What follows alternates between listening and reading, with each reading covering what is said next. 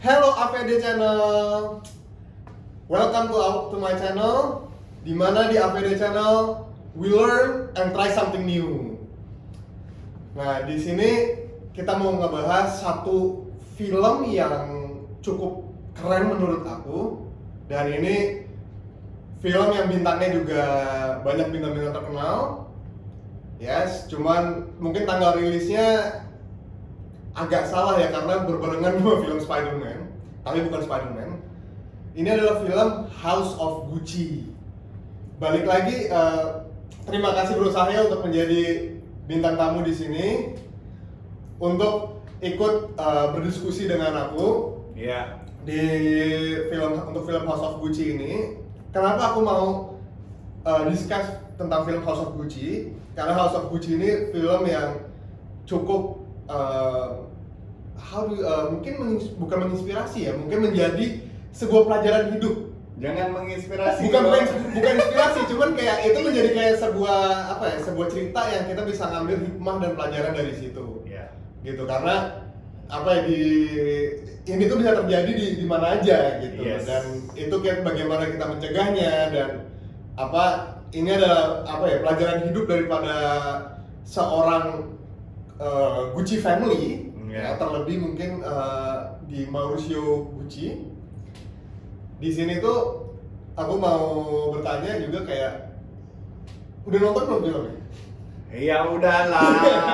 Oke, kita kan nonton bareng sama keluarga, dan balik lagi ke moto discussion kita itu adalah semua cerita tuh ada hikmahnya. Yeah. Tapi apakah kita mengambil hikmahnya atau tidak ya? Jadi dari film itu aku sih tersentuh di hati banget karena ada ya keluarga yang toksik, di mana individual itu tuh benar-benar gak bisa berkembang, ataupun kalau berkembang ada banyak masalah sekitarnya, dan in the end kalau keluarga tuh gak dukung sama keluarga sendiri, ya menjadi kayak Gucci yang sekarang brand besar, tapi gak ada satupun orang yang dari keluarganya yang ikut di Gucci sendiri. Dan yang paling besar hikmahnya itu adalah bagaimana interpersonal relationship dalam keluarga itu dijaga, sama menurut aku yang kunci yang paling utama itu adalah respect dan boundaries ya.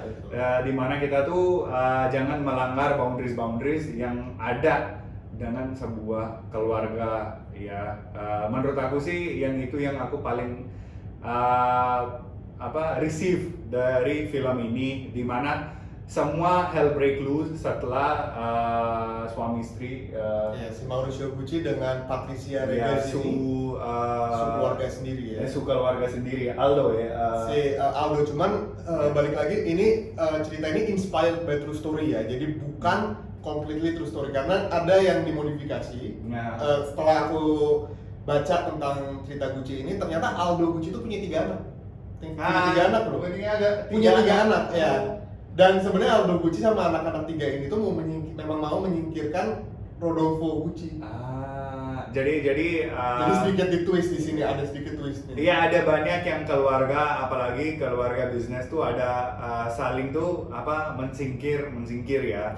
Tapi menurut aku sebenarnya kalau satu keluarga tuh punya banyak anggota keluarga, itu sesuatu harus bersyukur ya. Karena kita tuh ada banyak anggota keluarga dengan perception yang beda-beda. 100% nggak semua anggota keluarga tuh selalu pendapatannya sama ya. Iya. Tapi kita tuh tetap harus bisa menghormati semua pendapat. Habis itu mengambil sebuah decision dengan secara demokratik ya. Mungkin ya kita bisa mungkin kalau ada yang nggak setuju disagreement gitu, kita bisa discuss, kayak kita bisa lihat point of view daripada setiap orang, karena namanya kalau di keluarga, terutama di perusahaan keluarga itu agak sedikit berbeda daripada perusahaan yang non keluarga yang based on professionality. Kalau di family business itu sangat penting untuk meluruskan perspektif masing-masing orang. Jadi kita harus bisa mendengar seluruh perspektif dari segala angle. Karena apa, dan ini juga berlaku mungkin buat perusahaan yang profesional juga, karena kalau kita bisa melihat semua perspektif dari setiap orang, dari setiap angle ada perspektif, itu mungkin celah untuk menjatuhkan keluarga kita atau menjatuhkan perusahaan kita itu bisa tereduksi. Karena kita bisa melihat dari segala macam angle, karena ada banyak angle yang mungkin aku lihat terus you nggak lihat, atau ada satu angle di mana ada blind spot gitu. Nah, dengan ada dengan kita mendengar setiap perspektif itu memberikan kita sebuah kamera 360. Jadi kita bisa melihat seluruh angle. Benar. Dan ya di film itu benar-benar kita tuh harus take seriously ya, kayak apa ya, yang anugerah keluarga itu kita tuh gak boleh ambil take it for granted ya.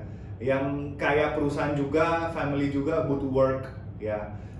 Apalagi yang relationship suami istri ya, sama kayak Mauricio sama Patricia ya. Sebenarnya sih kalau aku lihat sih sesuatu yang menjadi terlalu complicated karena ada masalah ownership ya. Ownership di mana emang mereka berdua salah, mereka ambil banyak step-step yang salah. Tapi when things start going bad, mulailah blame game. Nah, tapi waktu semua tuh lagi jalan bagus, ya mereka tuh ya gak ada masalah. Tapi when thing goes bad, ya udah mulailah blame game. Ya kayak forgery-nya signature sama gara-gara kamu aku jauh sama keluarga. Emang itu kan saat itu mereka tuh ambil decision tuh berdua. Sebenarnya sih harusnya saat itu kalau mereka emang benar-benar regret, harus mereka tuh address issue itu. Tapi justru apa yang cowok lakukan itu menjadi lebih fatal ya. Ya benar-benar mau hilangin sejarah uncle sama cousin dari perusahaannya, dan pakai main game dan strategi yang lebih sulit karena mereka keluarga. Jadi kan sama keluarga kan kita open up ya, keluarga tuh benar-benar tahu semua tentang kita, apalagi secret kita, apalagi tentang kita tuh sebenarnya apa sih, dan paling utama mereka tuh tahu yang paling menyakiti kita tuh apa gitu. Jangan kita weaponize information yang kita tahu tentang keluarga kita against them. Kita tuh dalam sebuah relationship kita tuh gak boleh weaponize insecurity mereka against mereka. Karena kan kayak dalam keluarga kayak pasti Arwin tahu apa yang bikin aku insecure, dan aku juga tahu apa yang bikin Arwin insecure.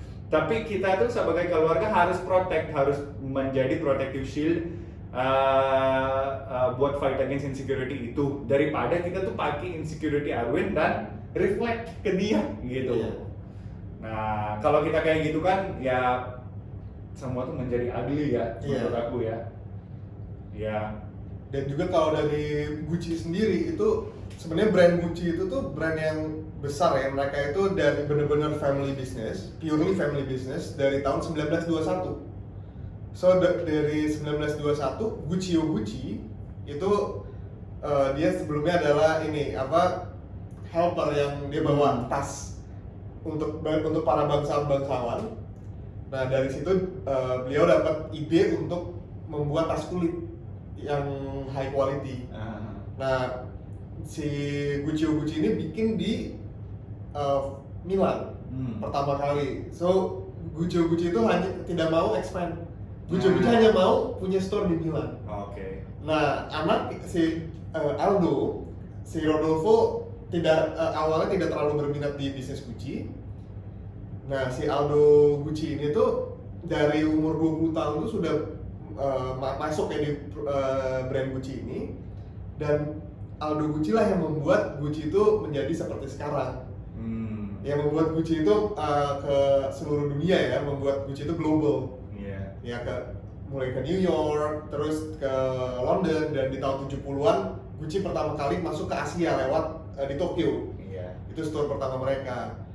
Nah, dan pada saat itu tuh mungkin di akhir 60-an Rodolfo ikut join Gucci. Yang awalnya mereka bertiga, aku agak lupa nama yang adik paling kecilnya, tapi yang nomor 3 itu udah meninggal. Jadi ketika meninggal mereka split into 50-50. Nah, tapi di tahun di akhir 70-an masuk 80-an si anak paling besarnya si Aldo itu bukan Paulo. Mereka tuh sepakat bahwa Rodolfo ini kurang kontribusi dan mereka membuat ini subsidiary yang mereka diversify ke perfume, dan dengan ada anak perusahaan itu mereka memiliki hampir sekitar 80% profit. Nah, dan disitulah awal mula peperangan keluarga Gucci.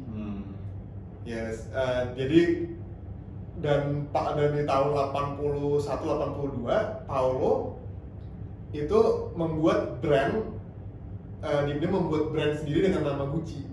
Nah, dan itu yang menyebabkan itu benar ya? Itu benar, itu benar. Yang ada di film. Ya, ada di film itu benar. Dia bikin Okay. brand sendiri itu benar. Paulo bikin brand sendiri itu benar. Ya, kalau dari aku sih, aku tahu kayak kalau kisah nyata sama film itu gak selalu sama ya. Tapi karena aku sebagai orang yang dari latar belakang perfilman juga, aku juga mau kasih tahu kayak itu gak memungkinkan buat bener-bener present apapun yang terjadi di hidup nyata dengan sebuah cerita film ya. Kalau kita present semua as it is, ya jadilah dokumenter. Nah, kalau film itu, karena di film itu harus kita kasih tahu apa protagonisnya siapa, antagonisnya siapa, sama konflik yang memilih itu apa gitu. Nah, jadi apa ya, kalau kalian tuh especially film-film based on true story,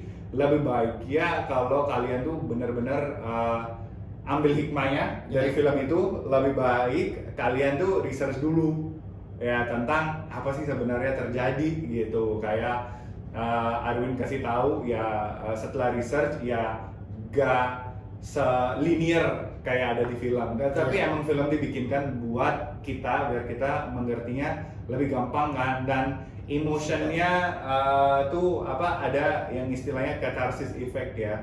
Jadi kita menikmati film, tapi kalau mau ambil hikmah-hikmah dari film-film yang based on real life, ya lebih bagus kita dive deeper dan tahu sih sebenarnya asal usulnya gimana gitu. Iya, betul. Jadi keren ya, gara-gara Arwin aku juga tahu yang ilmu-ilmu semua ini, dan jadi lebih seru. Jadi after kita nonton ada yang lebih kita bisa diskusi gitu. Iya, jadi juga, dan yang bikin ironis itu ya setelah tahun 93, jadi setelah Maurizio akhirnya mendekati, karena Paulo dituntut bapaknya, so Paulo ya approach Maurizio untuk minta bantuan, karena Maurizio waktu itu salah satu yang main shareholder juga.